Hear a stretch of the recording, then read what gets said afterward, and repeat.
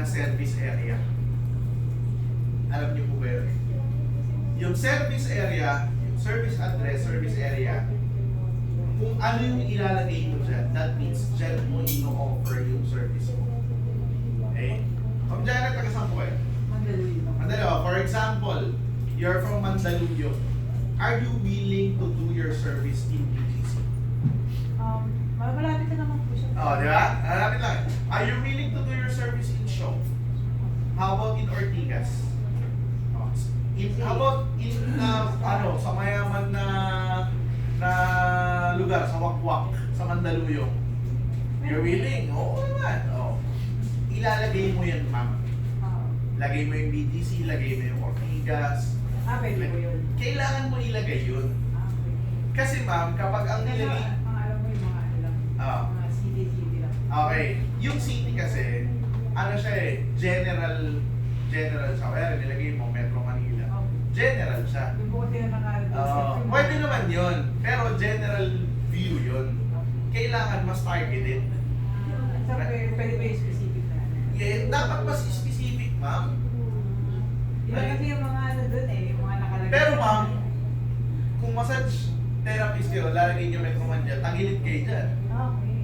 Bakit kayo tagilid dyan? Kasi may mag-book sa inyo ngayon sa sa dulo ng Bulacan, dulo ng Caloocan, Bulacan na yun. Oo, ang hassle yun. Di ba? Nagigets nyo? Mas maganda yung targeted kaysa yung general na meron pa kang kami sa sa Leyte. Sa Leyte ba yun o sa Marikina? Yung nasa bungad siya. Di ba? Yung So, pwede niya. po yung palitan yung mga... Yes, ma'am. Pwede niyo palitan yun. Yung kiniklaim niya na nasa Marikina siya, taga Marikina siya. So, syempre knowing Marikina, alam natin, dyan lang naman yung Marikina. Yung pala, nasa puko siya ng Marikina. Doon na sa San Mateo na di ba? So, you have to put yung service area specifically saan ka willing mag-service. Di ba? Mas maganda yung gano'n. Pero ma'am, kuyari bigyan ko yung sample. For example, kung dyan ang nilagay nyo, PG sila. Ibig sabihin, hindi kayo makikita sa Ortigas. Hindi ka makikita sa show. Gets? Pero pag nilagay mo yung dalawang yan, that means you're willing to render a service doon sa nilagay mo. For example, you're willing to extend. Madali lang naman pumunta ng Pasay from Mandaluyong, isang MRT lang. Or Makati, isang MRT lang yan.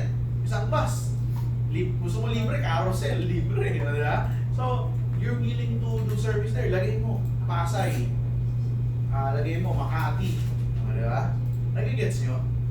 Huwag yung ilagay yung Metro Manila, guys. Kasi tagilid talaga kayo dyan. Kung yung nag-book nandun sa dulo ng, ng SLEX, paano mag-SLEX pa kayo? Diba? Nagigets nyo? So, more specific, mas maganda. And of course, the more na calibrated, yung calibration yan ng area. Are you willing to do service in Caloocan? Willing, lagay nyo. Yan yung paano nyo aayusin yung service address. Nagigets po ba? Okay? Nagigets? Sure kayo baka mamaya